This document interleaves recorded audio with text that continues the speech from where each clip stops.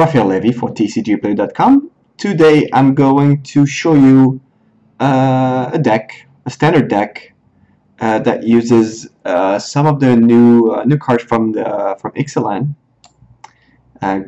Growing Rites of Itlimoc, Legion's Landing, and that's pretty much it for the main things. But they're a big part of the deck, big parts of the deck. So the idea behind this deck is to be able to flip the rites about on turn 4 or something like that, helped by Stram's Expertise. So when you cast Stram's Expertise, you get 3 tokens, 3 1/1 tokens, and you may cast a card with convert mana cost 3 or less. So that would be this card. That's the main idea. That's what you try to do. Obviously, you don't get it right every time. So that's why there's a deck around it. And once it becomes Itlimoc Cradle of the Sun, you have some payoffs that will probably dominate the game.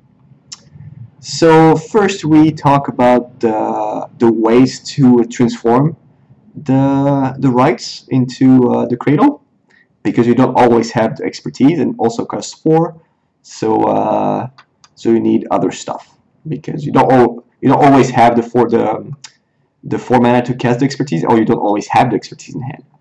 So you need some 1-drops, 1-drops such as Legion's Landing. You get a vampire for 1 mana, for 1 white mana. Helps you to get to 4 creatures, but also if you manage to have 3 creatures in attack, for example with the Servo Exhibition, Legion's Landing becomes Adanto the First Fort, giving you an extra land and probably giving you access to 4 mana to play Stram's Expertise. So you play 1-drops. You play Legion's Landing. You play 2 Crest Exemplar, which is kind of meh, but you need 1-drops, and there's nothing really better in this format that punishes.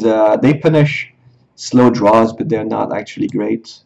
They're okay with Servo's Exhibition, and Stram's Expertise. And we have Ovia. That's okay as a 1-drop, but once you get the Cradle active, it becomes a real threat, like picking 5/5s, 7/7s, 10/10s, because you're gonna get the creatures in play. So this is a very good 1-drop. Then we have Hope Tender. Hope Tender helps you to get to 4 mana.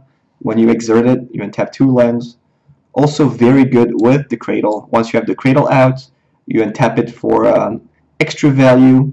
So if you have 5 creatures, you pretty much make 4 mana. You tap it for 4 mana. Or you can use it to untap Legions, to untap Adanto and make another token. This is less likely to happen because you need 8 mana already.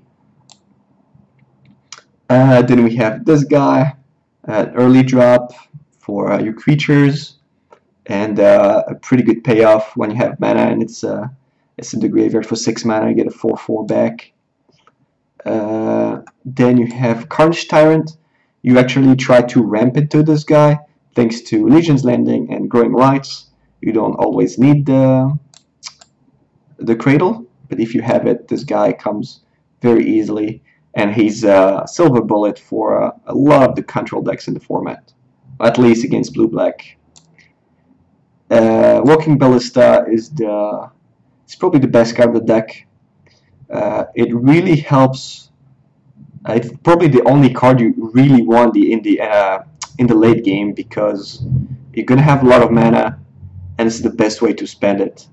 So Growing Rites will actually help you find the Walking Ballista, and then with the mana from the Cradle, you're gonna be able to put a lot of counters on it and kill most of the stuff. You need some ways to interact with your opponent. Fairgrounds Warden is one of them.